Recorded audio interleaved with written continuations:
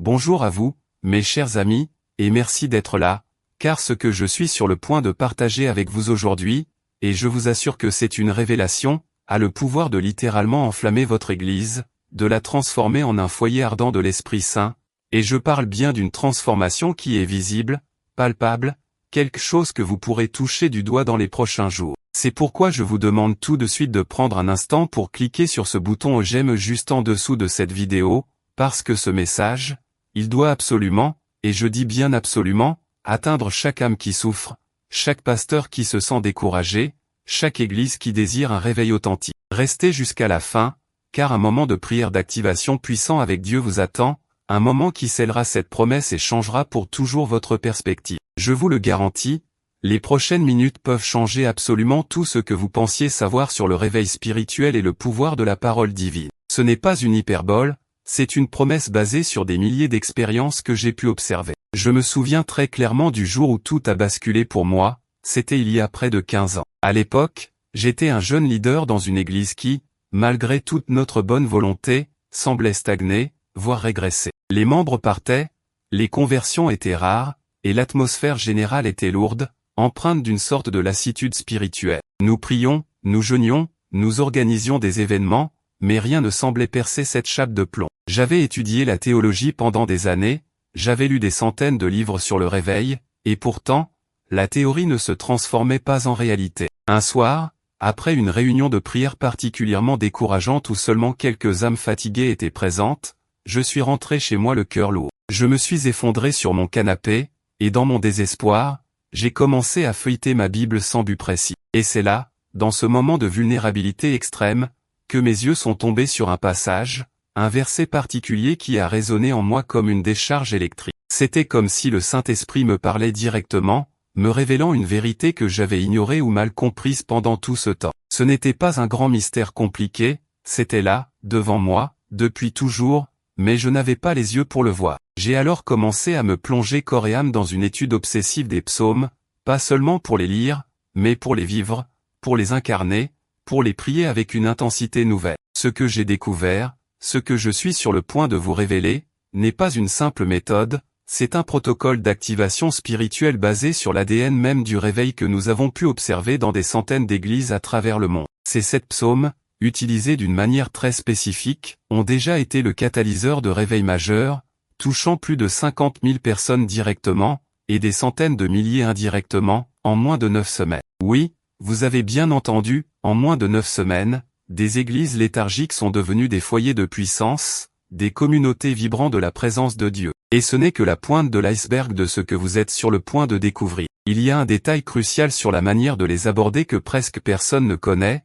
un détail qui décuple leur puissance et que je vous partagerai un peu plus tard. Je sais ce que vous ressentez peut-être en ce moment. Vous êtes peut-être fatigué, usé par la routine, par les luttes constantes qui minent la vitalité de votre communauté. Vous voyez peut-être des sièges vides dans votre église, des cœurs froids, une indifférence grandissante face à l'appel de Dieu. Les critiques fusent, les divisions s'installent, et le pasteur, il se sent seul, il porte tout le poids de cette stagnation, de ce manque de ferveur. Il se lève le matin avec une étincelle d'espoir, mais au fil de la journée, il la voit s'éteindre face aux défis incessants. J'ai connu ça personnellement, et je dois avouer que c'est une douleur lancinante, une blessure profonde pour quiconque aime le royaume de Dieu. Je me souviens d'une période où, malgré tous mes efforts, l'église que je servais perdait des membres chaque mois. Les dîmes diminuaient, les jeûnes partaient, et la joie qui devrait caractériser la maison de Dieu s'était évanouie, remplacée par un sentiment de résignation collective.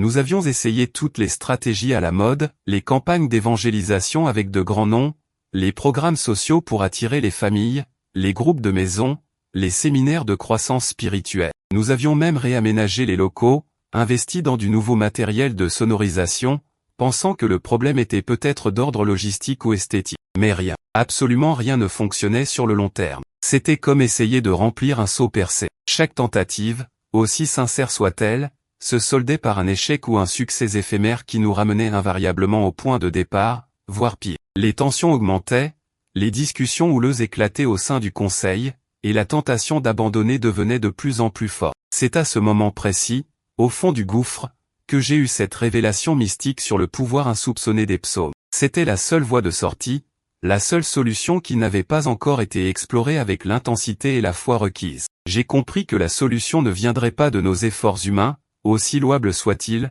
mais d'une intervention divine, activée par des clés spirituelles précises. Et ce n'est pas seulement mon expérience, loin de là. Permettez-moi de vous raconter l'histoire de la pasteur Marie Dubois, à Lyon. Son église, une petite communauté, était au bord de la fermeture il y a seulement 6 mois. Elle était désespérée. Les quelques fidèles restants étaient âgés, et l'avenir semblait sombre. Elle m'a contacté, le cœur brisé, me demandant s'il y avait un espoir, même un tout petit. Nous avons mis en place le protocole précis avec les 7 psaumes. Et tenez-vous bien, en moins de 2 mois, pas 3, pas 6, mais 2 mois, son église a vu affluer des jeunes, des familles entières. Le plus incroyable, c'est ce qu'elle m'a dit par téléphone, la voix tremblante d'émotion, c'est comme si les murs respiraient le feu de Dieu. J'ai vu des personnes, des incroyants, entrer juste par curiosité et être instantanément touchés par l'esprit, des larmes de repentance couler sur leurs joues avant même la fin de la prédication. C'était une synchronicité divine, une orchestration parfaite que seul Dieu peut réaliser. Puis il y a le témoignage de frère Jean-Luc de Marseille. Lui,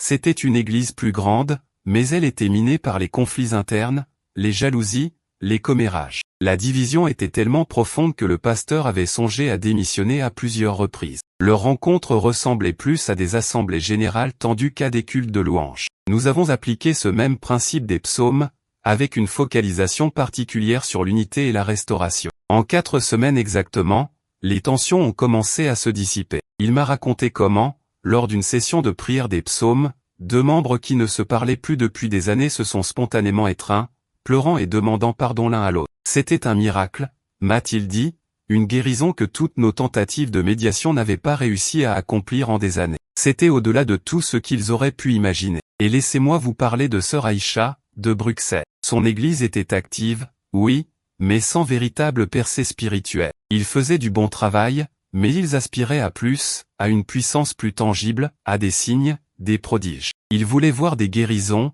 des délivrances. Pour être honnête, Aïcha était sceptique au début. Elle pensait que c'était une énième technique. Mais elle a décidé d'essayer, par désespoir et par foi. Nous nous sommes concentrés sur l'activation de la puissance divine. En à peine 6 semaines, leur église a été le théâtre de guérisons spectaculaires. Une femme paralysée a commencé à marcher, un enfant sourd a entendu pour la première fois. Nous sommes stupéfaits, m'a-t-elle écrit dans un email qui m'a profondément ému. Les services sont devenus des lieux où la présence de Dieu est si palpable que les gens tombent sous l'onction, non pas par émotion, mais par la pure puissance de l'esprit. Notre église s'est littéralement enflammée, et je n'aurais jamais cru cela possible. Ces histoires, mes amis, ne sont pas des exceptions. Elles sont le fruit d'une application méthodique et pleine de foi de principes que je vais maintenant vous dévoiler. Peut-être que vous vous reconnaissez dans ces situations, n'est-ce pas? Vous vous sentez comme ces pasteurs, ces leaders, ces membres d'église qui aspirent à voir Dieu agir de manière extraordinaire, mais qui se heurtent à une réalité frustrante, à une sorte de plafond de verre spirituel. Vous vous demandez ce qui ne va pas,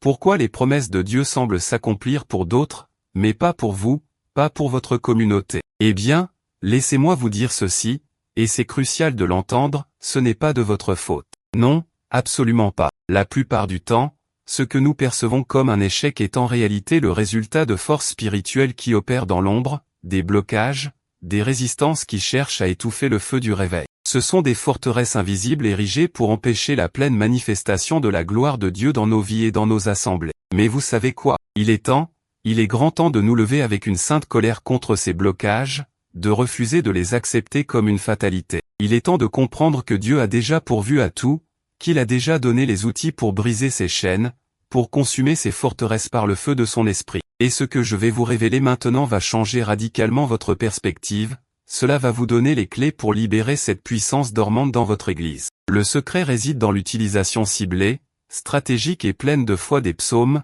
mais pas n'importe comment, il y a un ordre, une intention, une vibration spirituelle à comprendre. Mais attendez, il y a quelque chose d'encore plus crucial à comprendre avant de plonger dans le cœur de la méthode. Ce n'est pas juste une question de lecture, c'est une question d'activation. La première partie de ce que j'appelle le protocole d'activation des 7 psaumes pour le réveil commence par une compréhension fondamentale. Les psaumes ne sont pas de simples poèmes ou des chants anciens. Ils sont des décrets prophétiques, des prières inspirées par le Saint-Esprit, qui portent en elles une puissance de transformation divine lorsqu'elles sont prononcées avec foi et intention. Leur base biblique est inébranlable, ils sont la parole même de Dieu, imprégnés de l'émotion humaine et de la majesté divine. La première étape pratique consiste à choisir ces psaumes avec discernement, en fonction de l'objectif spécifique de réveil que vous visez pour votre Église. Par exemple, si vous cherchez l'unité, vous ne prendrez pas les mêmes que si vous cherchez la guérison ou l'évangélisation. Et c'est là que beaucoup de gens font une erreur fatale qui annule toute l'efficacité, ils lisent les psaumes comme s'ils lisaient un roman,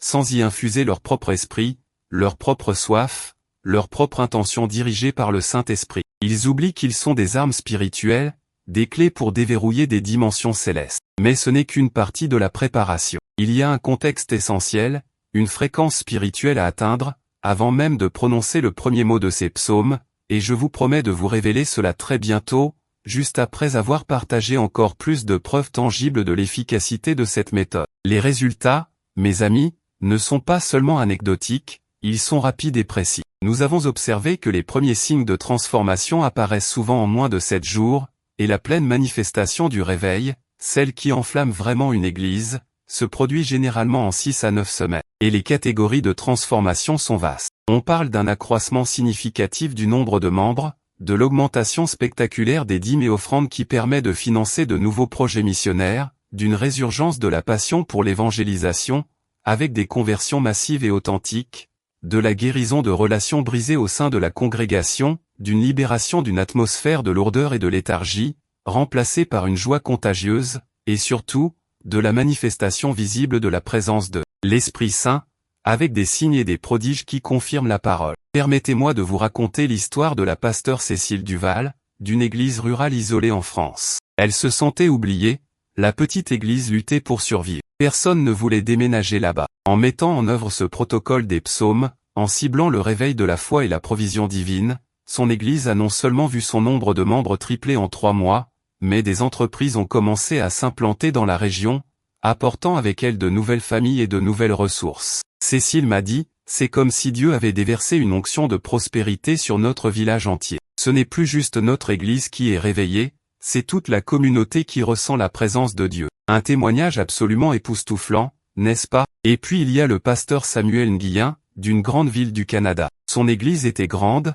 mais l'esprit de formalisme s'était installé, étouffant toute spontanéité et toute ferveur. Les cultes étaient devenus prévisibles, sans vie, et les gens venaient plus par habitude que par passion. Nous avons travaillé sur l'activation de l'esprit de louange et d'adoration avec les psaumes. Le résultat, en 5 semaines, les cultes sont devenus des explosions de joie. Samuel m'a raconté, les gens n'ont plus peur d'exprimer leur amour pour Dieu. Des danses spontanées ont éclaté, des prophéties se sont manifestées, et les témoignages de vie transformée affluent chaque semaine. Notre Église est passée d'un musée à un sanctuaire vivant où la gloire de Dieu est visible. C'est une puissance qui dépasse l'entendement humain. Mais pourquoi est-ce que cela fonctionne avec une telle précision spirituelle? C'est parce que les psaumes sont des prières qui ont été données par Dieu lui-même, des expressions de l'âme humaine en dialogue avec le Créateur, imprégnées de l'onction divine. Lorsque vous les prononcez avec foi et intention, vous ne faites pas que réciter des mots, vous libérez des fréquences spirituelles spécifiques qui résonnent avec le plan de Dieu pour le réveil. Chaque psaume a une vibration unique, une mission prophétique. Ils agissent comme des clés qui déverrouillent les portes du ciel,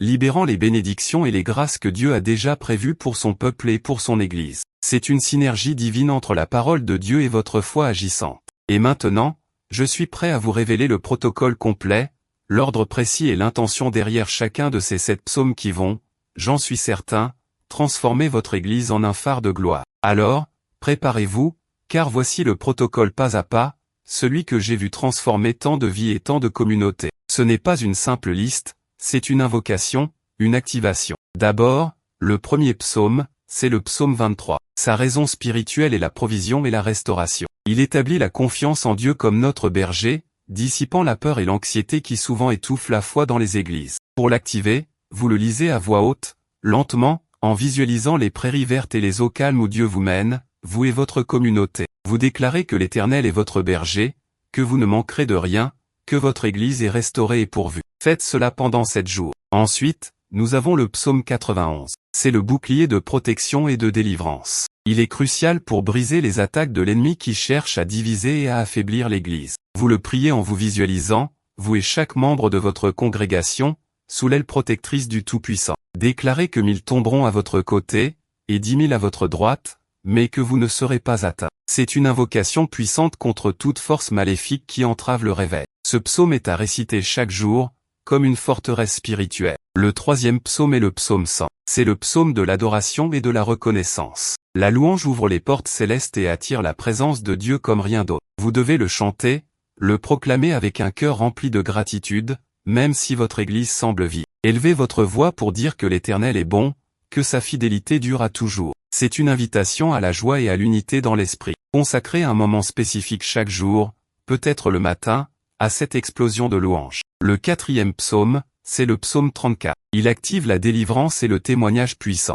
Ce psaume révèle que ceux qui cherchent Dieu ne manquent de rien et sont délivrés de toutes leurs frayeurs. Il est essentiel pour que l'Église devienne un lieu où les miracles abondent et où les témoignages de la bonté de Dieu se multiplient. Proclamez à voix haute, « Je bénirai l'Éternel en tout temps, sa louange sera toujours dans ma bouche ». Visualisez des personnes délivrées, des guérisons qui éclatent. Vous pouvez même l'écrire et l'afficher dans un lieu visible de votre Église. Puis vient le psaume 42, qui est le psaume de la soif ardente de Dieu. Un réveil authentique né d'une soif profonde pour la présence de l'Esprit. Comme le cerf soupire après les courants d'eau, votre âme et l'âme de votre Église doivent soupirer après Dieu. Priez ce psaume avec ferveur, avec des larmes si elles viennent, en demandant à Dieu d'allumer un feu inextinguible dans chaque cœur. C'est une prière d'humilité et de dépendance totale envers Dieu. Faites-le comme une méditation profonde. Le sixième psaume est le psaume 51. Ce psaume est fondamental pour la repentance et la restauration. Un réveil ne peut commencer sans que les cœurs soient purifiés et restaurés. David l'a écrit après son péché, et il est le cri d'un cœur brisé et contrit. Priez-le pour vous-même d'abord,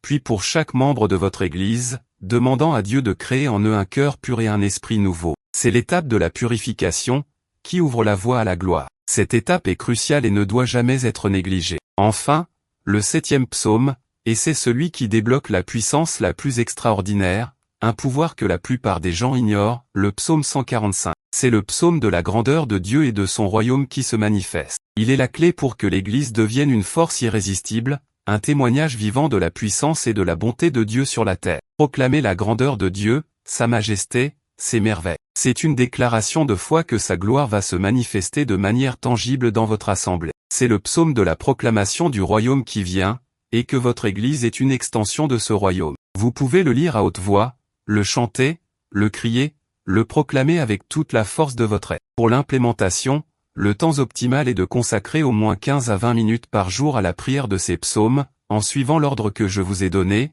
ou en les alternant avec l'intention spécifique du jour. Si vous rencontrez des problèmes, si vous avez l'impression que rien ne se passe, la première chose à faire est de revenir au psaume 51, examinez votre cœur, et celui de l'Église, pour toute racine d'amertume ou de péché non confessé. La purification est essentielle. Ensuite, renforcez le psaume 91, car cela peut signifier que des attaques spirituelles sont plus fortes que vous ne l'imaginez. N'abandonnez jamais, la persévérance est la clé. Pour amplifier ces résultats, la cohérence est votre plus grand allié. Ne manquez pas un jour, même si c'est pour 5 minutes. C'est l'accumulation qui crée le momentum spirituel. Une variation avancée du méthode est d'impliquer d'autres leaders et membres de l'Église dans cette prière des psaumes, créant ainsi un chœur de voix et d'intention qui multiplie la puissance. Organisez des moments où toute la communauté peut prier ensemble un psaume spécifique pour l'unité ou la délivrance. Ce protocole peut être utilisé de manière préventive, pour maintenir la ferveur et la vitalité, ou en mode d'urgence, lorsque votre Église traverse une crise. Vous pouvez inclure votre famille dans cette protection et cette activation. Lisez ces psaumes avec vos enfants, avec votre conjoint, et déclarez ensemble la victoire de Dieu sur votre foyer et votre lignée. Les signes que cela fonctionne seront clairs, une atmosphère plus légère dans l'Église, plus de joie, des sourires plus authentiques, de nouvelles personnes qui apparaissent par hasard, des témoignages inattendus, une faim plus grande pour la parole de Dieu, et bien sûr, des manifestations tangibles de l'esprit comme des guérisons et des délivrances. Quand répéter le processus, idéalement, c'est un cycle continu. Vous pouvez refaire le protocole complet chaque trimestre, ou si vous sentez que la ferveur diminue, ou si de nouveaux défis se présentent. C'est une armure spirituelle à porter constamment. Et maintenant, nous arrivons à ce moment sacré que je vous ai promis, un moment de prière d'activation. Je vous invite à vous joindre à moi, là où vous êtes, à fermer les yeux si vous le pouvez, et à laisser votre cœur s'ouvrir à la puissance de Dieu.